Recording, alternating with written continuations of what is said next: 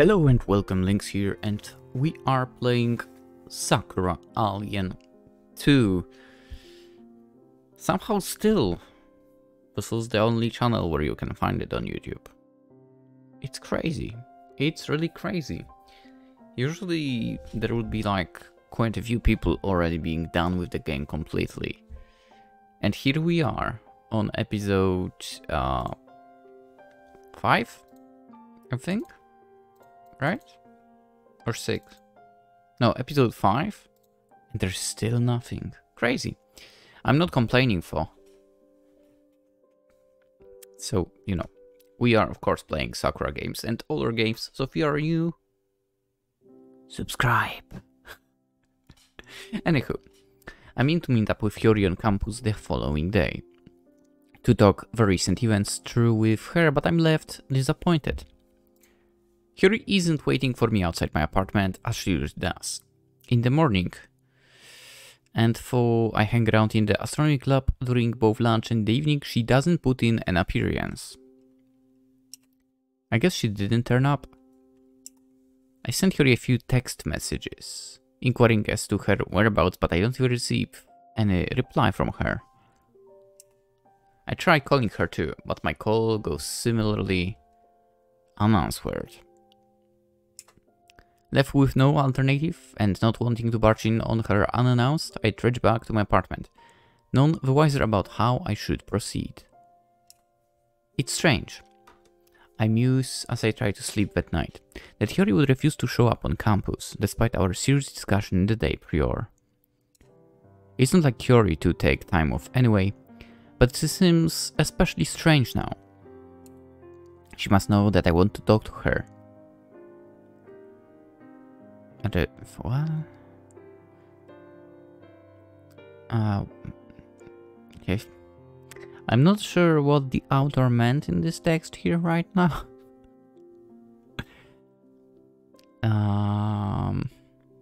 About Anna's situation would probably make the most sense. I made that pretty plain. Maybe she got sick at a particularly poorly timed moment. Or maybe she had some sort of argument with her parents. She did say she had to meet with them yesterday, and that their meeting was unannounced. Did they have something alarming to share with her? It's a possibility, but I can neither confirm nor deny it. Yeah, it's neither. It has to be nor. Come on, Wing Cloud. Without Haru's input. I'm left in the dark. I hope to see Haru the following day, both to ask her advice and to see how she is, but again, she doesn't show up.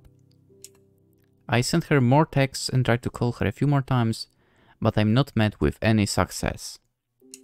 It's like Haru's fallen clean off the face of the earth. By the third day of Haru's absence, I'm starting to get seriously worried about her. I'm so worried, in fact, I head over to her place, once I've had my fill of waiting around in the astronomy club room, hoping she will swing by. I stand on her doorstep and knock on the door, but she doesn't answer. The curtains by her windows are drawn and all the lights are out. It doesn't look like there is anybody home. Is she even there? I have no idea. What in the world happened to her during her parents' visit? They didn't force her to leave Tokyo, did they? Something cataclysmic must have happened. Something so intense Haru had to absent on short notice without informing me or Anna. Maybe her father lost his job, or maybe there was a death in the family. This seems fairly likely, but I don't know for certain. I don't know anything for certain. The days trickle by and still I see no sign of Haru. The deadline Professor Sakai gave to me, meanwhile, creeps closer and closer still. She wants me to confide in her all of Anna's secrets.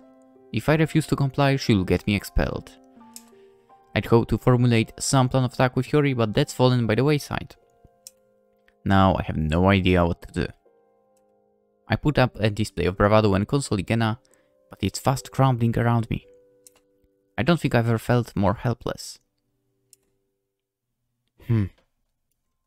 Understandable, to be honest.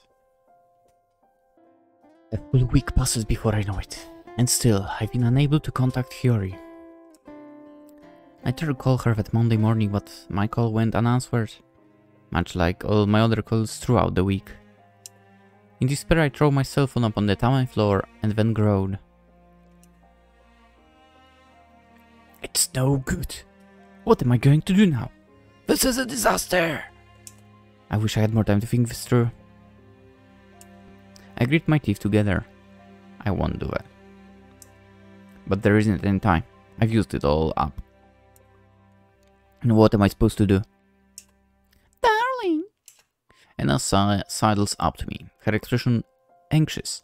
Gently she entwines one arm through mine, then peers at me from beneath her eyelashes. Dude, it's easy. You say, I won't tell you anything. And I don't care what you're going to do. Boom. We are going to protect Anna. At least that's what I would do. Anna sidles up to me, her expression anxious. Gently she entwines one arm through mine, then peers at me from beneath her eyelashes. Are you alright? I look away from Anna, embarrassed by my own outburst, and squeeze my eyelids shut. My nerves feel so disordered. It takes a little while for me to regain my self-control. I inhale sharply. My fingers curled into fists, then upon speaking forced my voice into some semblance of calm. I'm fine, I guess. I should have expected this much, given the events of the last week. I'm sorry for losing my temper like that, Anna. You shouldn't have to see me like this. It isn't very cool. I mean, you aren't very cool to begin with, man. Especially not when I said I'd look after you. That's alright, darling. I know that you are an honest person. You've been doing your best to protect me, that much is apparent, and I really do appreciate it. It is a shame, though, that you have been unable to speak to Hiyori. Have you not been able to talk to her all week? That's right. I squeeze this painful truth from my lips like a dying breath. I don't want to admit to this, but it should be fairly apparent to Anna already. If I had been able to contact Hiyori, I wouldn't have thrown my phone down the floor like that. I wouldn't have had any cause to. She's not picking up, no matter how many times I call her, and she doesn't answer the door when I head over to her place. She's not shown up at university since the day her parents came over for a surprise visit, either. If she'd replied to my messages, I wouldn't be so worried about her, but as it is... I frown. I'm afraid something bad might have happened. I too am worried about Hiyori. I've not known her nearly as long as you have, but even I'm aware that this behavior is unusual for her. She is a thoughtful person, much as you are. It strikes me as very strange that she would disappear like this. I too am worried about her. But we cannot let our fears about Hiyori distract us from that woman's threats. Today is the day she means to expel you, is it not? That's right. I run a hand through my hair, which is already messy, distracted. You don't need to remind me about it. I've been thinking about that ever since I woke up. I apologize. Then if I have made you ponder affairs you would rather not, but this is too important to brush aside. You and Hiyori meant to think of a plan together, but as you've been unable to contact her, you have not made much progress on this front. Would I be safe in assuming that? Yeah, you're not wrong. I've not done much at all, despite all my posturing. I feel like I've been running around this last week like a chicken with its head cut off. I've got nothing figured out. Yeah, because I guess instead of trying to figure something out, we were constantly trying to call Hiyori. And so on and so on. It's like you assumed she would get the solution, right? Anyway. I seem really pathetic, huh? Yes. No, you are not. No, yes you are. You're many things, darling, but I would never, in fact, thought of you as being pathetic. I think you are brave and kind and compassionate and caring. I mean, maybe everything except the first one. And it's because of all the wonderful traits of yours that you have found yourself so perturbed. You are worried about Hori, and you are worried about me, and because you care for us so you had little thought to spare for your own future. I fear, were I to leave matters in your hands, you would meet with that nasty woman, and we would let her do whatever she wants with you. Yes. You would not try to fight for yourself, should she have you expelled. You would accept this fate for the sake of preserving my happiness, would you not? Yeah, I mean, in this, yeah. Well, yeah, I don't want to be expelled, but what choice do I have? I can't betray you, Anna. Not after I promised I'd be there for you. That wouldn't be right. You worry too much, darling. I patted Anna's head last week, when she was fearful about her future, but now the tables have turned. Anna shifts closer to me, then rests her own palm upon the crown of my head. She pats it gently, and with a smile says, I know you mean to protect me, but I'm a grown woman and a princess. No less, I can take care of myself.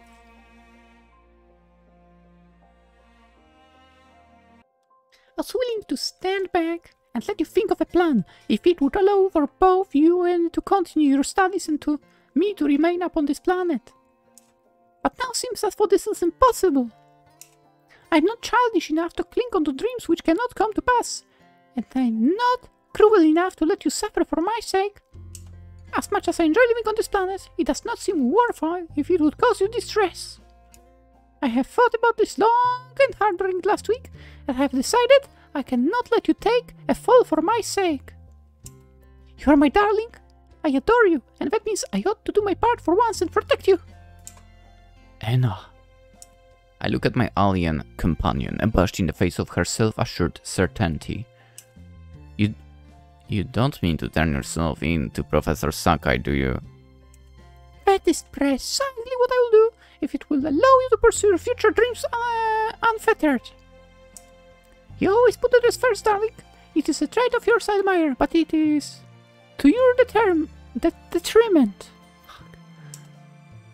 There is such a thing as being too selfless. I can let you hack away at the piece of yourself for my sake. That would be unfair. But if Professor Sakai learns that you're an alien, you could be in real trouble. She might hold you to a facility and perform all sorts of operations on you. I don't want you getting cut open for my sake. She can try to cut me open if that is what she desires. I fear she will not make much headway. Anna grins. There is a comms device sewn into my power suit which is still functional. I should be able to use it to contact my mates on Corval, who shall hasten save me should I find myself in any danger. I will not linger long on this planet should that woman contrive to use my identity against me. Levi shall send a ship to pick me up, and I shall make a speedy retreat to Corval. It will be fine. Fine, you say?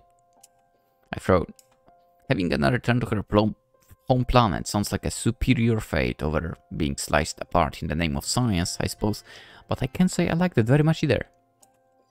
How can you say that when I know how much you dislike your home planet? You yourself said that you don't want to go back. And I meant it. I do not want to go back. I will be prepared to do that for your sake. I can't make you change your mind on this, huh? No, you cannot. I'm determined. But please try to not worry. This is for the best. If you did sacrifice your future for my sake, you'd only grow to resent me, and I would hate to see that happen. Our parting might be sudden, but this way we shall be left with nothing but happy memories. In that sense, this is a very favorable outcome. Smiling, Anna rises to her feet, then glances at me. Let us be on our way to university. There is much I wish to discuss with Professor Sakai, if indeed that is her real name. I have so much to tell her, it will surely surprise her. This is her lucky day! This might be Professor Sakai's lucky day, but I've never felt more unfortunate. I don't want Anna to turn herself in, and I definitely don't want to say goodbye to her. I'll miss her a good deal, but negotiations are no longer possible. Not when Anna's will is so indomitable. Talking her down would be impossible, even for somebody with an A rank charisma. Well, I mean, A rank is not the highest rank, so... In the end, I have no choice but to accept her wishes. As we know, there are higher ranks for this stuff, like S, and so on and so on. I don't want to disrespect her dedication, nor call her love into question. She's doing this because she cares about me, from the bottom of her heart. That at least is something I can be thankful about, for my own heart feels like it's being squeezed in a vice. I inhale, trying to calm myself, then look to Anna. Our eyes meet. Hesitantly I reach to take her hand, then let her hold me to my feet. Then I smile. Alright then, I can't say I approve of your plan, but if that's what you want, I'll support you. Also because you don't have any plan as well, so... You know. I'm not going to trample on your efforts. I just wish...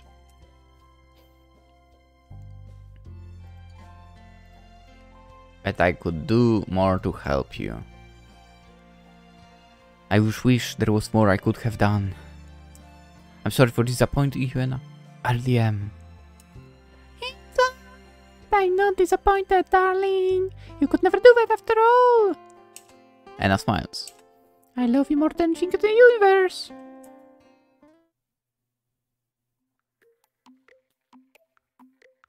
Well, well. Look who it is. That's how Professor Sakai greets Anna and I when we step into her office later that morning. Professor Sakai is dressed much as she usually is.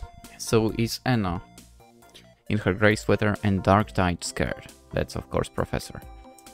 She reclines upon her chair, one leg folded over the other, and surveys us coolly through her half-lidded eyes. She looks every bit as attractive as I remember, but this only serves to make my stomach squirm. I can still recall the sensation of her lips against mine. How very soft and supple they were. I wonder if Professor Sakai recalls it too. If she does, she doesn't comment upon it. For once her face isn't red, she looks as cool as a cucumber. I only wish I could be as composed as she is. It is good to see you again, Mr. Takagi. And you too, Miss Anna. It has been a while. I did rather suspect I will be seeing you again, Mr. Takagi, although... Professor Sakai's eyes roam over me hard as stones. I'm surprised that you designed to stop by, Miss Anna. Did Mr. Takagi tell you of my ultimatum? He did indeed. He told me everything, and I must say, I don't approve of the way you've been handling things. You are supposed to be an educator. You have no right to use your position to threaten your students. Your conduct is awfully poor. You ought to be reported to your superiors. You may certainly try that, if you wish, but I think they will find my behavior to be above board.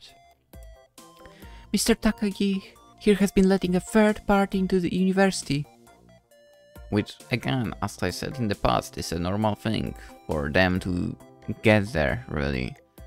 Come on, it's a normal thing. Like, there's a ton of people even attending lectures. Anyway, and nobody cares. To participate in club activities without permission. He has been doing this for over a month now, which is grounds for an expulsion. I have grounds to file a formal complaint. He has been very, very naughty indeed. You did it for my sake, though. My darling isn't a bad person. Now, did I say that he was? I too believe that he is an upstanding young man. His kindness may be his fatal flaw, in fact. It is precisely because of his kindness that he has found himself in so precarious a situation. Please believe me when I say that I'd not want to get him expelled. Not on so trivial a technicality. He's an intelligent man, and his future is a bright one. You don't know that. You don't know that. I'm not a cruel woman, and I take no pleasure in the thought of ruining his life. Here, Professor Sakai recrosses her legs. She has her hands upon her lap, her pantyhose stretched taut over her ridges of her knees, and says, "But Raoul, if I must, for I have no other alternative. I would not be doing this if there was another way, but there's not. I need to know all of you know, Mr. Takagi, about the Astronomy Club and its members. There should be no secrets between us. My job will not allow for it.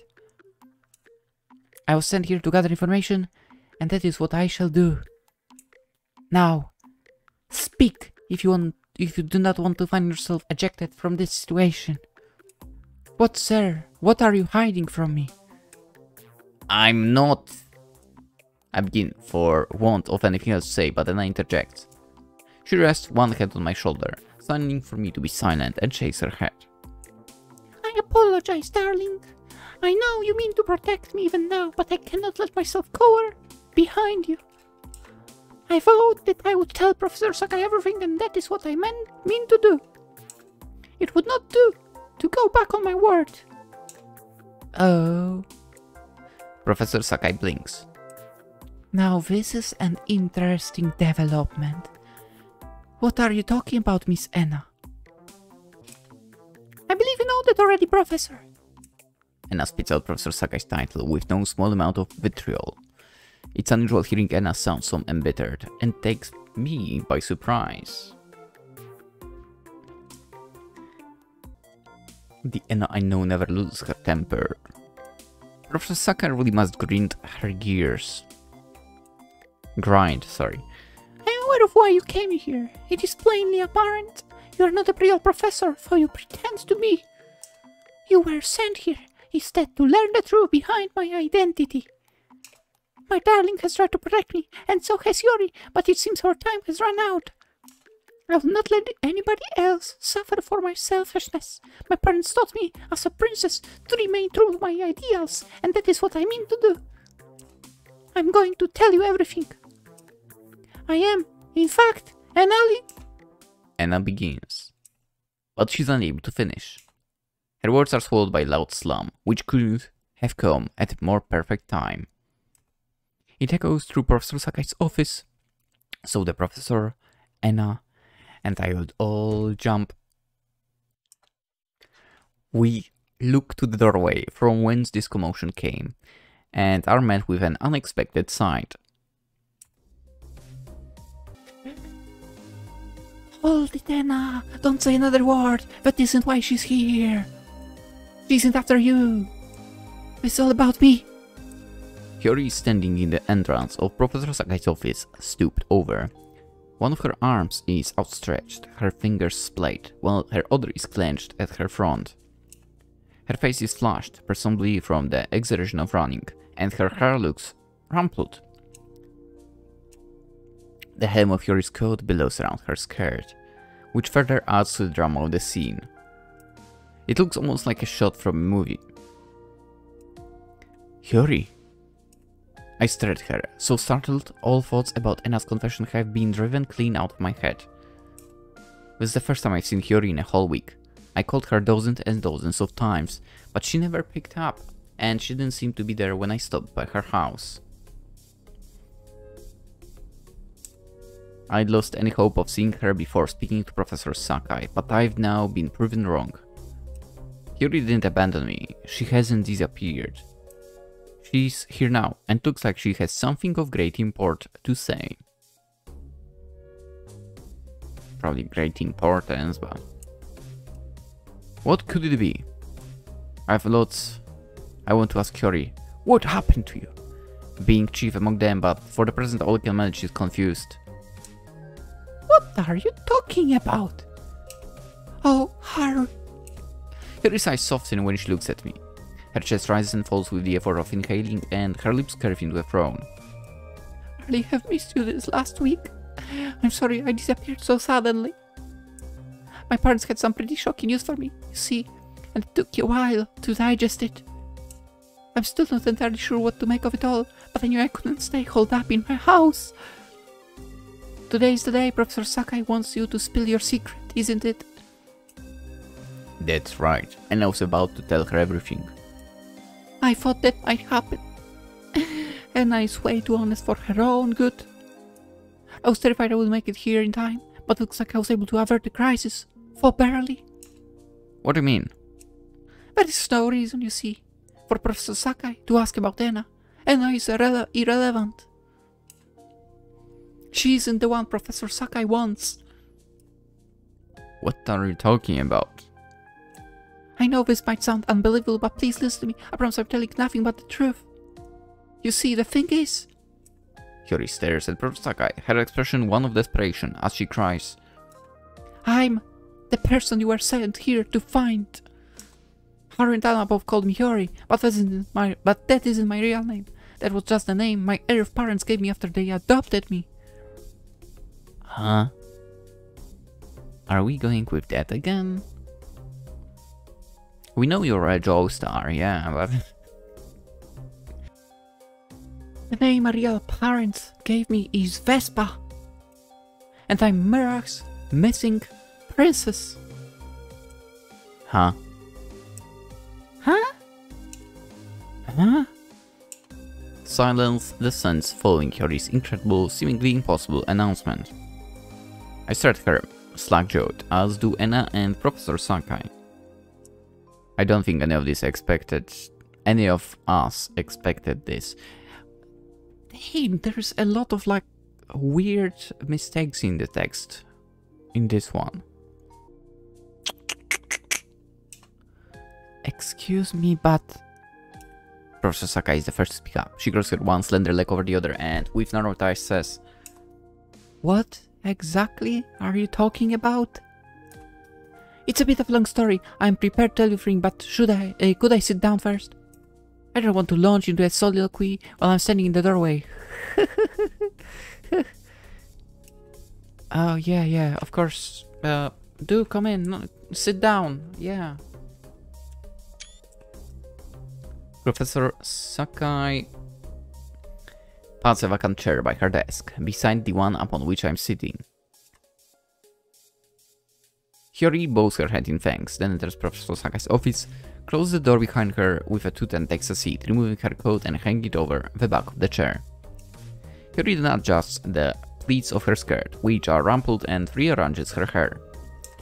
Now looking neat and presentable, Hyori inhales.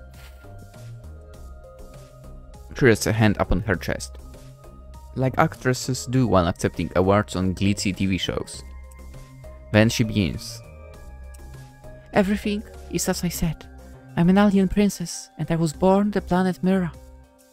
My birth name was Vespa, but I was abducted from a palace as a child by a brigand and sold off to a couple on another planet, this planet.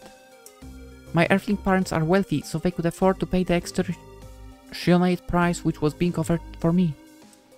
They took me in, knowing that I come from another planet, and they gave me a new name, so I would fit in among my peers. This name was Hyori. That is how I've regarded myself for over a decade, but it isn't true. It isn't the real name. I've long since suspected I don't belong on this planet.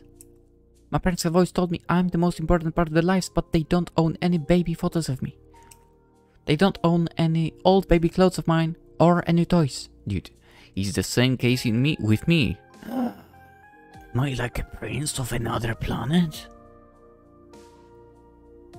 Except I remember a lot. So yeah. Well, except I guess the moment of birth and the closest thing from there, but after that I remember a lot. What was the movie? What was the title of that movie that I do remember? Let me see.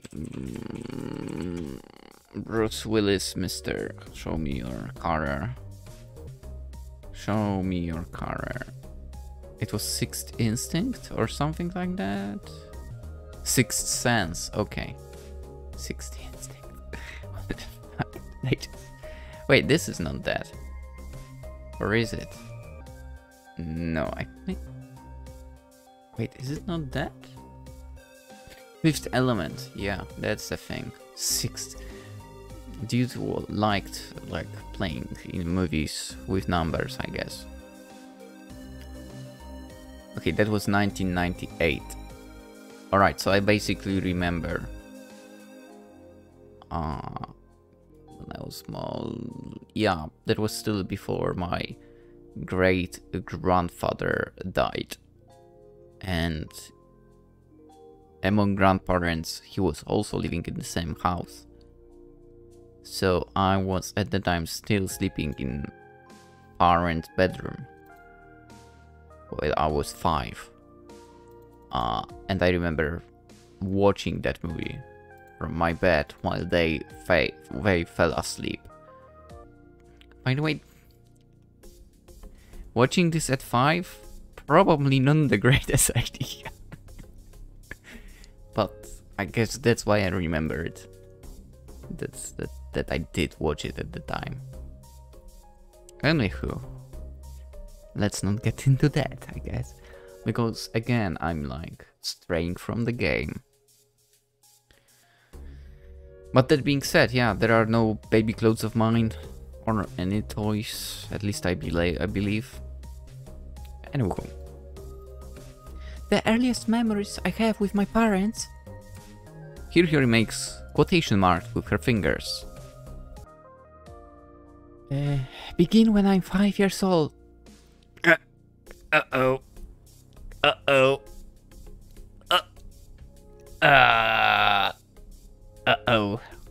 That's oddly specific. That's oddly specific. After my story, oh boy, what if I am some kind of alien prince? Oh boy, I can't recall anything before that. Yeah, as I said, same story. Funny thing, another thing I remember from 1999 is watching Champions League final. Ah, what a good final it was. What a good final it was. I always thought that was strange. I asked my parents about it, but they told me it was normal. Yeah, because it is normal. You probably would remember if there would be something like super significant, but, you know. You were a baby back then, Hiyori, they said. Of course you can't remember any... Wait a second. Didn't you say also, where is the log? Earlier that you are there like 10 years or something like that?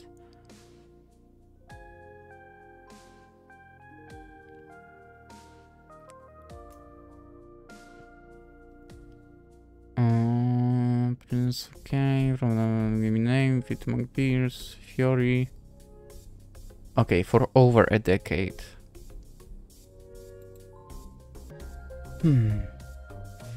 Okay, over a decade, so I guess it could be like 19 years.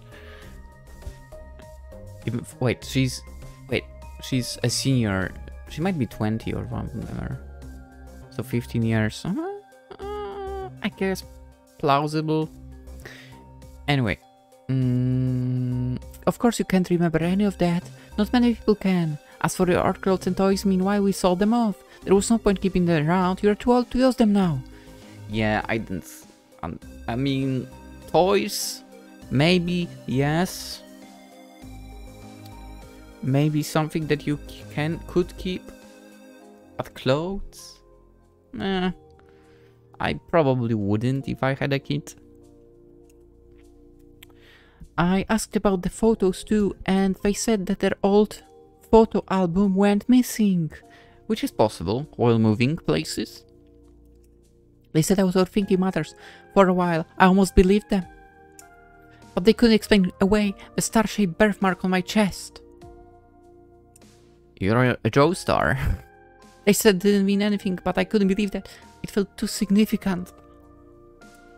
I've never been able to shake the feeling that I don't belong on this planet. I've always felt like an outsider. And now I suppose I know why. I really am an outsider. Yuri. I look at my Hyori, baffled. I've known Hyori for almost a year. We're not childhood friends, not by any metric, but Hyori has told me I'm one of her closest companions, if not the closest. I thought I knew Hyori as well as was possible to know somebody else, but now I can see this was nothing more than wishful thinking. There's far more to her than meets the eye. Hyori did tell me on several occasions that she thought she was an alien, but I waved these claims aside. And, you know, because she said it all now, I believe her. Hyori looks so ordinary. No, she does not look ordinary, for heaven's sake. What's her brown hair and her brown eyes? What does the color of eyes or freaking hair does to do with that? I thought it was impossible. These proclamations utterly outlandish. I didn't believe her. Now it looks like I've been proven wrong. Maybe I should have had more faith in her. She wasn't crazy after all. This really is a lot to swallow, but Hyori sounds so assured I can't disbelieve her. I've never seen her more serious. I think she's telling the truth. There is one thing I'm curious about though. Did your parents tell you all of this? Hyori nods. They said when I was sold to them that the broker asked that they keep my lineage from me a secret. Apparently my home planet, Mira, had been going through some civil unrest. I was abducted from the planet because it was feared. As its future queen, I was in danger. The brigands who abducted me were trying to protect me. Though, of course, the money was a nice bonus. Oh. Hyori smiles somewhat bitterly. This broker did not want me, ever realizing that I was an alien princess. Lest I return to my planet one day, they asked my parents to keep the truth from me and to raise me as an ordinary earthling. Naturally, my parents were only too happy to accept these terms. They had wanted a child for a long time but were unable to conceive through natural methods. They did not want to adopt, not really. They wanted a child who belonged to them, and them alone. Which makes sense, probably. Besides, even if they wanted like a child from the very, like, let's say beginning of life of a child, it's probably tougher to get that, right? I'm guessing here, okay? There was no reason for them to tell me. I was not their biological daughter. It was more convenient for them to leave me in the dark. That way they could continue to act as though I truly was their child. I came from another planet after all. Oh, but what if Professor Sakai is from the group that wanted to find the princess and eliminate her or something like that? Anyway. I came from another planet after all. Other adopted children might accidentally stumble upon the truth of their parentage, but it was unlikely I ever would. Hyori grits her teeth together, her fingers curled tight about the pleats of her skirt. For years my parents hid the truth from me. They lied to me over and over again, even when I asked them point blank who I was and where I really came from. They thought they could pull the wool over my eyes indefinitely. I think they felt a bit guilty about it, but they told themselves it was for the greater good. I mean, it was kind of here. They believed, at least, I think they did, that they were protecting me. Yeah. I mean, they did, kind of. I mean, still, you wouldn't be able to get to this planet. Unless there was a certain way, like with Anna, but yeah. But in the end, there was nothing they cared about more than their own self-interest. I mean, say what you want, but they treated you still like a daughter. Hyori, it seems like in this situation you are like only caring about your self-interest, but don't care about your, well, technically not parents, but still parents. I get wanting to know, but I don't think my parents would have ever been honest to me about my past, had circumstances not shifted so. Here, Professor Sakai raises an eyebrow. Circumstances, you say? Yes, that's right, you should know all about that, of course. Professor Sakai. No, they're not vetted, that is your real name. You're not a real professor either. In fact, you're not even from this planet. You come from Mira too, just like me, don't you? Silence settles about Professor Sakai's office, colder and deeper than that of a snowfall following a storm. Professor Sakai looks at Kiori, her lips pursed and her arms crossed. The clock upon Professor Sakai's wall continues to tick away the time, the second hand advancing about its circular face to little avail. Nothing happens. Nothing until after what seems a small eternity, Professor Sakai nods. Yes, you're quite right. I am from there just as you summarized, and my name is not Sakai. That was nothing more than a pseudonym I adopted to better fit in amongst you earthlings. My real name is Aloe, and the closed-minded people who dwell upon this planet would certainly regard me as an alien.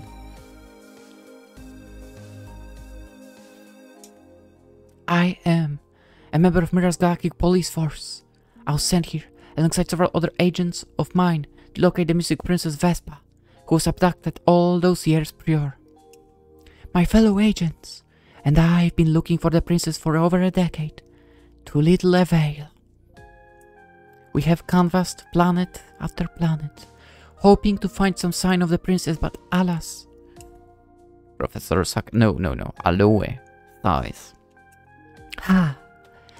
It was not until very recently that we were able to unearth any credible information related to the missing princess. We were able to track down one of the mercenaries who abducted her, and we hauled them in for questioning. Eventually, after many grueling hours, we were able to extract the name of the planet whence they took the princess. And we learned too the name of the family to whom she had been bequeathed. That is what my parents told me too. They said they were approached by strange people who claimed to be members of your so-called Galactic Police Force who had come to ask questions about me. They wanted me to come back to Mira with them. But that, of course, was not possible. I wasn't at my parents' home at the time. I've been living in Tokyo for the last year, attending university here.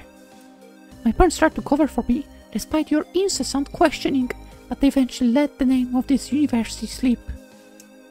You then infiltrated the university under the guise of being a professor to hunt for the missing princess.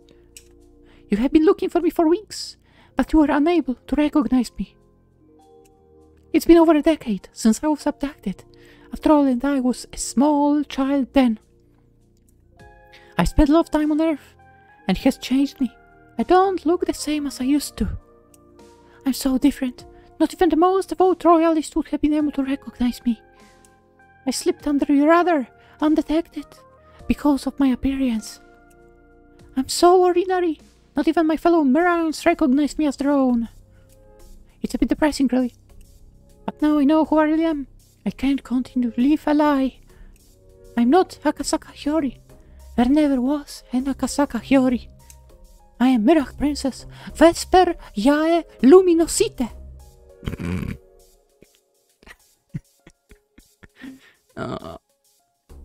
I wonder if this is like, oh, yeah, Miko Lumina Genshin.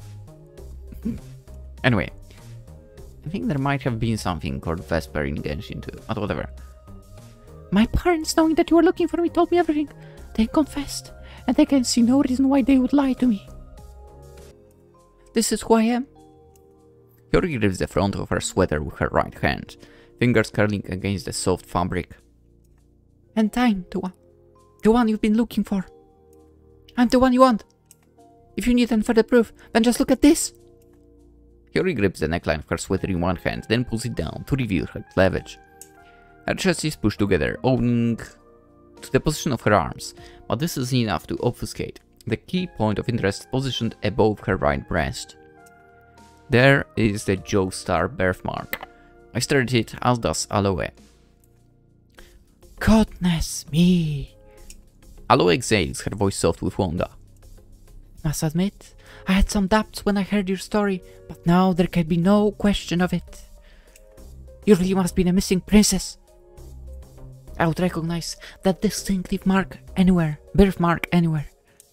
Hyori might be pulling her sweater down, but she's imploring Aloe to look at her bosom, which, if I may add, is very impressive. She's instead drawing attention to her distinctive star-shaped mole, which, under normal circumstances, would be hidden beneath her clothes. Hyori showed that birthmark to me once, too, not so very long ago, in Sakura Alien the first game.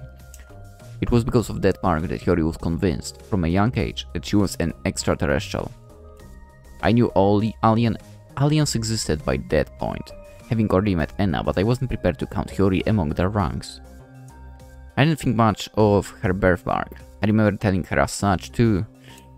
I tried to be gentle about it, but my response boiled down to, I think you're taking this too seriously. Now I can see I wasn't taking Hyori's claims seriously enough. If her story is to be believed, then she really is an alien, and not just any alien. Like Enna, she's a princess. This series of reviews, one after the other, is enough to leave me reading, and I'm not the only one. Aloe too looks stunned at this revelation. But being older than I, and more experienced, she's able to regain her composure. Miss Akasaka, no. Aloe shakes her head. Vespa, your highness. My princess. My precious. I just had to. The hell? Aloe rises from her chair, then takes Hyori's hands in her own. Aloe's chest, round and full despite her cozy winter sweater, pushes up against Hyori's. Aloe's eyes, meanwhile, are wide and all-encompassing. She's staring at Hyori in almost slavish awe and admiration. I'm so happy to have finally found you. With such a shock, it has yet to fully sink in. I can feel the warmth of your body against mine, but it still does not feel real. This is truly incredible. I have canvassed the whole galaxy, moving between planet to planet, hoping for a sign of your whereabouts, but I was unable to find any information about your welfare. Though I tried to be optimistic, I had begun to fear the worst. I was terrified that, after my many years spent searching, I'll have to return to Mirage, in disgrace, with naught to show for my efforts. I feared I would never be reunited with you. And yet here you are. Yeah, here I am in flesh, yeah. Maybe you knew me when I was small, but I don't really remember you. I don't remember anything about my brief 5 years spent on Mira before I was stolen away. My memory is full of holes, but, well, if we did know one another when we were young, I guess I'm glad to make your acquaintance again. We did know one another, yes, albeit briefly. I'm several years your senior, and had newly been appointed as an agent for the Galactic Police for when you were born. So she must be over 30. How do you manage those looks? I had the honor of looking after you during several occasions when you were still a babe in your cradle. Unless you grow up faster there and you get a job and so on. Oh, I see. Does that make us childhood friends then? No, not really. We're not friends, being so very apart in age. If I did, I confess, regard you as a little sister. You used to behave very affectionately towards me. Aloe smiles fondly, her fingers still linked with Hyori's. You were forever following me around the palace as a young girl, asking all sorts of questions. We went for walks together in the palace gardens, and I even taught you how to read.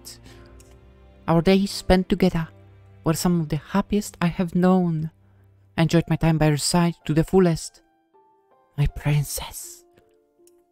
Aloe's expression darkens. But it did not last long. Good things never do. You were stolen when you were little, more than 5 years of age, and beneath my very nose too. Beneath your nose? Hyori blinks. What do you mean by that? I was on guard duty the night you were whisked away. I ought to have been overseeing you, to ensure you came to no harm, but I failed in my task. Your abduction was all my fault. I have blamed myself for this gross oversight for a long, long time. Try if I might be to be a professional. I've always been clumsy. I make the silliest of mistakes when it matters the most, which leads invariably to chaos. I'm an utter fool. And it was even more foolish of me to fail to recognize you, after meeting you upon this desolate, dismal planet. Had I been more cunning, surely I would have known you for my dear princess when first our eyes met. I could have returned you to Mira, where you belonged weeks ago. I've wasted an inordinate amount of time. Alu's fingers tighten about Huri's. But that is in the past. I have ample opportunity to make up for that. We have been reunited, my princess, and it is all that matters. Now that I know who you are, and your identity has been confirmed, I can return you to your home planet without further delay. You'll return to Mira with me. Your parents and your people have missed you awfully, as have I. There is nothing I want more than to return you to your rightful place. What? Then you're going to take Yuri away from us? That is the general idea, yes. Though I must remind you that Her Highness is not really called Yuri. She is Mira's princess, and Mira is where she belongs. She never should have stepped foot on the miserable ball of dirt in the first place. Oi. I'm not taking her from you. I'm simply restoring her to the rightful position. That's what you say, but it amounts to the same thing. Yuri might be a princess, but she's still my friend. I don't want to say goodbye to her, and I bet she doesn't either. What do you think, Yuri? In order to leave, do you like staying here, right? Well... Look at that. Look at that. She's only thinking about herself right now.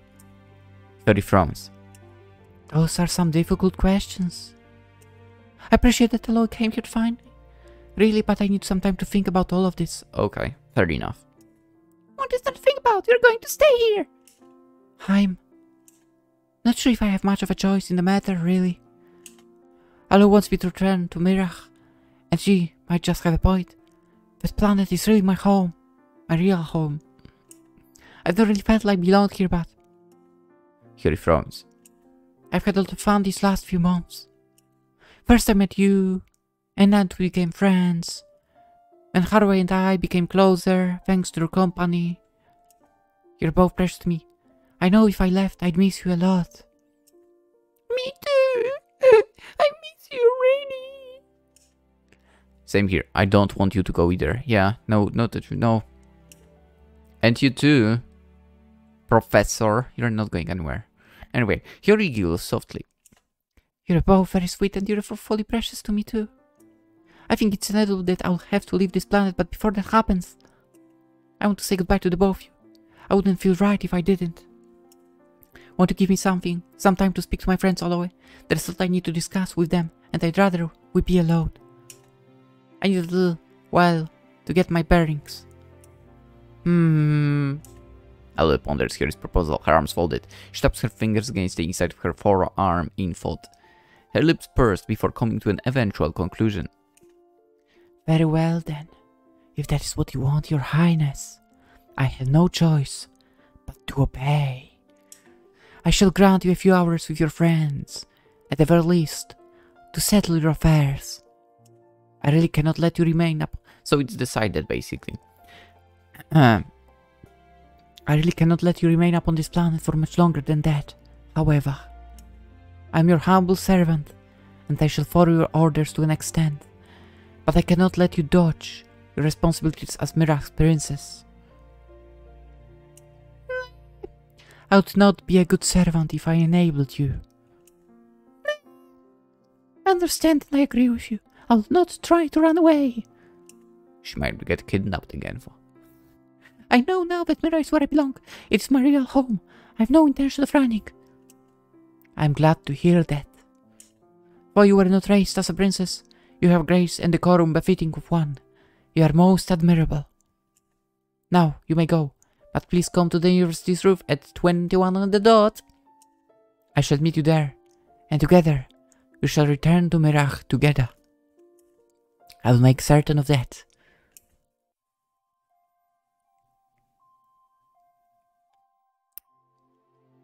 Well, we'll get there when we'll get there. It is not in today's episode. Actually, it will be happening tomorrow. So, if you're not subscribed yet and you want to see that, you know, subscribe. And tomorrow you will get the notification saying, oh, a new video is out on this Lynx's channel of Sakura Alien. I might watch Sakura Alien 2, so I might watch it. Like the video if you enjoyed. What would you... Yeah, here's the question. What would you guys do in Hiyori's